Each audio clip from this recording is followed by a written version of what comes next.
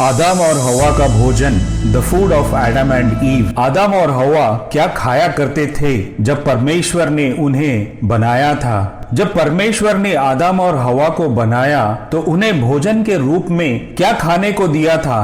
क्या आप जानते हैं? केवल आदम और हवा ही नहीं बल्कि सारे जानवर और पक्षियों को क्या खाने दिया था? क्या वे वेजिटेरियन थे या फिर नॉन वेजिटेरियन थे? क्या किसी जानवर का मांस खाते थे? क्या बाघ और शेर भी घास, पेड़, पौधे खाया करते थे? तो आइए देखें कि परमेश्वर का वचन क्या कहता है और पवित्र शास्त्र में क्या लिखा है। आदम और हवा क्या खाया करते थे और जानवर भी क्या खाया करते थे। उत्पत्ति के पहले अध्याय इसका वचन 27 से लेकर 31 में हम यूं देखते हैं कि तब परमेश्वर ने मनुष्य को अपने स्वरूप के अनुसार उत्पन्न किया। अपने ही स्वरूप के अनुसार परमेश्वर ने उसको उत्पन्न किया, नर और नारी, पुरुष और स्त्री के रूप में बनाया। उसने मनुष्यों की सृष्टि की और परमेश्वर ने उनको आशीष दी और उनसे कहा, फूलो फलो और पृथ्वी में भर जाओ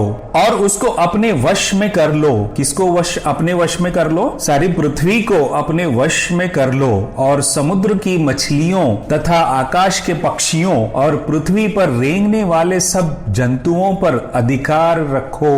फिर परमेश्वर ने उनसे कहा, सुनो, जितने बीज वाले छोटे छोटे पेड़ सारी पृथ्वी के ऊपर हैं और जितने वृक्षों में बीज वाले फल होते हैं वे सब मैंने तुमको दिए हैं। क्यों दिए हैं? वे तुम्हारे भोजन के लिए हैं। यानी जब परमेश्वर ने सबसे पहले आदम और हवा को बनाया था तो परमेश्वर ने उनको खाने के लिए बीज वाले छोटे छोटे पेड़ जो सारी पृथ्वी पर उगाए गए थे और जो फल देने वाले पेड़, वो सारे फल ये खाने के रूप में आदम और हवा को परमेश्वर ने दिया था। यानी वे वेजिटेरियन थे। आगे हम देखते हैं 30वें वचन में, और जितने पृथ्वी के पशु और आकाश के पक्षी हैं, पशु यानी सारे जानवर, जैसे शेर है, चीता है, लोमड़ी है, जो भी आजकल हम देखते हैं मांस खाने वाले जानवर, केवल वही जानवर नहीं बल्कि सारे जानवर, पशु, गाय, बैल, भैंस, ये सारे पशु और आकाश के पक्षी और पृथ्वी पर रेंगने वाले जंतु हैं जिनमें जीवन का प्राण है, जो जीवित हैं, उन सब के खाने के लिए मैंने सब हरे हरे छोटे पेड़ दिए हैं। और वैसा ही हो गया। यानी शेर भी हरे हरे छोटे पेड़ खाया करता था, बाघ भी छोटे छोटे पेड़ खाया करता था या घास खाया करता था, और कोई ये जानवर मांस नहीं खाते थे और परमेश्वर ने उन्हें मांस खाने की अनुमति नहीं दी थी। यानी मनुष्य के साथ सारे प्राणी वेजिटेरियन थे। परमेश्वर ने उन्हें किसी का भी मांस खाने की अनुमति नहीं दी थी और ये हमें इस वचन में साफ साफ देखने को मिलता है। आगे हम पढ़ते हैं 31वें वचन में, तब परमेश्वर ने जो कुछ बनाया था सबको देखा और क्या देखा कि वो बहुत ही अच्छा है। इसी प्रकार आगे हम देखते हैं उत्पत्ति के दूसरे अध्याय वचन 8, 9 और 16 में परमेश्वर यूं कहता है, और यहोवा परमेश्वर ने पूर्व की ओर आदन में एक वाटिका लगाई और वहां आदम को जिसे उसने रचा था रख दिया। और यहोवा परमेश्वर ने भूमि से सब भांति के वृक्ष जो देखने में मनोहर और जिनके फल खाने में अच्छे हैं उगाए और वाटिका के बीच में जीवन के वृक्ष को और भले या बुरे के ज्ञान के वृक्ष को भी लगाया। और आगे 16वें वचन में हम देखते हैं, और यहोवा परमेश्वर ने आदम को ये आज्ञा दी, तू वाटिका के सब वृक्षों का फल बिना खटके खा सकता है। यानी आदम और हवा का भोजन फल हुआ करते थे। परमेश्वर ने उन्हें खाने के लिए पेड़ पौधे, बीज वाले वृक्ष और फल दिए थे। इसी कारण परमेश्वर इजरायलियों को कहता है कि जब तुम किसी नगर को बहुत दिनों तक घेरे रहो और उस पर अधिकार करने के लिए उसके विरुद्ध युद्ध करो तो उसके वृक्षों को कुल्हाड़ी चलाकर तोड़ न देना।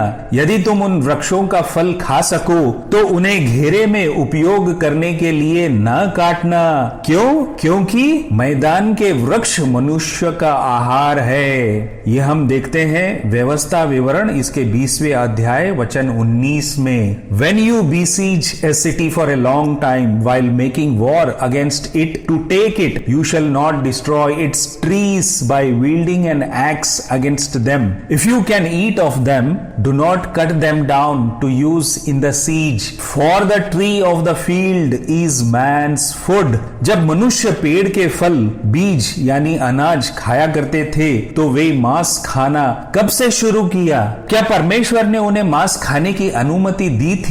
बहुत से लोगों के मन में ये सवाल आता है। तो आइए देखें परमेश्वर के वचन में क्या लिखा है। हम देखते हैं उत्पत्ति के 8वें अध्याय वचन 22 में इस प्रकार से लिखा है, अब से जब तक पृथ्वी बनी रहेगी तब तक बोने और काटने के समय ठंड और तापमान, धूपकाल और शीतकाल, दिन और रात निरंतर होते चले जाएंगे। While the earth remains, seed time and harvest, cold and heat, winter and summer and day and night shall not cease। ये परमेश्वर का वचन है। आजकल हम देखते हैं कई लोग कहते हैं कि क्लाइमेट चेंज हो रहा है, बरसात होने के बजाय धूप निकल रहा है, गर्मी हो रही है। तो ऐसा कुछ नहीं। परमेश्वर का वचन और परमेश्वर खुद कहता है कि जब तक पृथ्वी बनी रहेगी तब तक बोने और काटने के समय ठंड और तापमान, धूपकाल और शीतकाल, दिन और रात निरंतर होते चले जाएंगे। जब तक ये पृथ्वी है, ये सारी ऋतु हमेशा के लिए रहेंगे। जब परमेश्वर ने सारी पृथ्वी पर जल प्रलय से नाश किया था, नोहा और उसके पुत्र, उसकी पत्नी और उसके पुत्रों की पत्नियां, सारे कुल 8 लोगों को जीवित रखा था, बचाया था। और उसके बाद परमेश्वर उनसे कहता है, फिर परमेश्वर ने नूह और उसके पुत्रों को आशीष दी और उनसे कहा, फूलो फलो और बढ़ो और पृथ्वी में भर जाओ। तुम्हारा डर और भय पृथ्वी के सब पशुओं और आकाश के सब पक्षियों और भूमि पर के सब रेंगने वाले जंतुओं और समुद्र की सब मछलियों पर बना रहेगा। ये सब तुम्हारे वश में कर दिए जाते हैं। सब चलने वाले जंतु तुम्हारा आहार होंगे, यानी जो भी जानवर तुम खा सकोगे उसे तुम निसंदेह खाना। जैसा तुमको हरे हरे छोटे पेड़ दिए थे वैसा ही अब सब कुछ देता हूं, यानी जो भी खाने वाले जानवर है, मछली है तो खा सकते हैं। ये अनुमति नूह और उसके पुत्रों को दिया था। और आगे परमेश्वर ने उनसे कहा, पर मांस को प्राण समेत अर्थात लहू समेत तुम न खाना। इसका मतलब जब भी तुम मांस खाया करोगे तो लहू मत खाना, क्योंकि हर एक प्राणियों का प्राण उसके लहू में है। मनुष्य के पाप के कारण परमेश्वर ने सारी सृष्टि को नाश किया था उस जल प्रलय के द्वारा,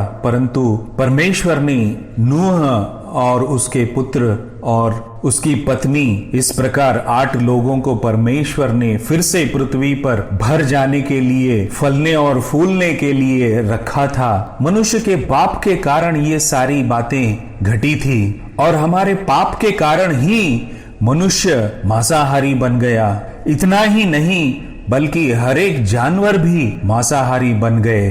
परमेश्वर ने जब इजरायलियों को फिरौन के गुलामी से छुड़ाकर वचन दिए हुए देश में ले जा रहा था, तब परमेश्वर ने उन्हें भोजन के रूप में स्वर्ग का माना दिया था। ये हम देखते हैं निर्गमन के 16वें अध्याय वचन 4 और 31 में। तब यहोवा ने मूसा से कहा, देखो मैं तुम लोगों के लिए आकाश से भोजन वस्तु बरसाऊंगा और ये लोग प्रतिदिन बाहर जाकर प्रतिदिन का भोजन इकट्ठा करेंगे। इजराइल के घराने ने उस वस्तु का नाम मन्ना रखा और वो धनिया के समान श्वेत था और उसका स्वाद मधु के बने हुए पुए का सा था।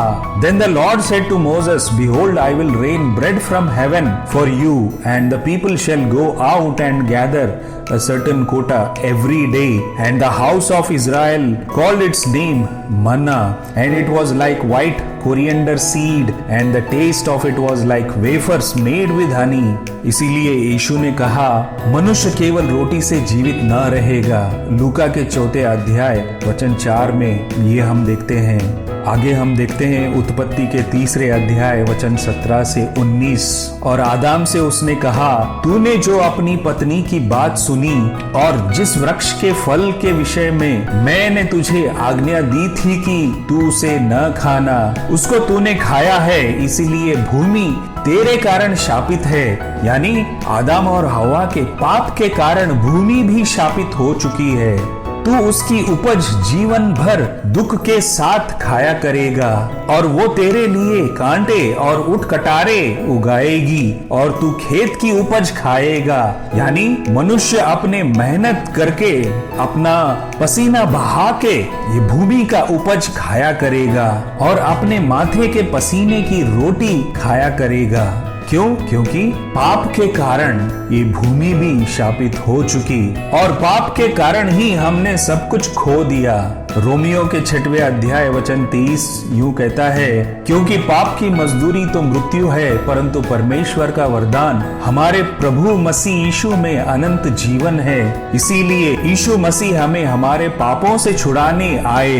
इतना ही नहीं बल्कि उन्होंने हमारे सारे पाप अपने ऊपर ले लिया और उस क्रूस पर अपना कीमती लहू बहाया ताकि हमें अनंत काल का जीवन मिले। इतना ही नहीं बल्कि यीशु ने ये भी कहा, हे सब परिश्रम करने वालों और बोझ से दबे हुए लोगों, मेरे पास आओ, मैं तुम्हें विश्राम दूंगा। Do not labor for the food which perishes, but for the food which endures to everlasting life, which the Son of Man will give you, because God the Father has set his seal on him. यूहन्ना के 6वें अध्याय वचन 27 में यीशु ने उसके लोगों को कहा, नाशवान भोजन के लिए परिश्रम न करो, परंतु उस भोजन के लिए जो अनंत जीवन तक ठहरता है, जिसे मनुष्य का पुत्र तुम्हें देगा, क्योंकि पिता अर्थात परमेश्वर ने उसी पर छाप लगाई है। क्या आप नाशवान भोजन के पीछे भाग रहे हैं या फिर आप जो यीशु मसीह मनुष्य का पुत्र तुम्हें देगा उस भोजन की ओर दौड़ रहे हैं? परमेश्वर आपको आशीष दे।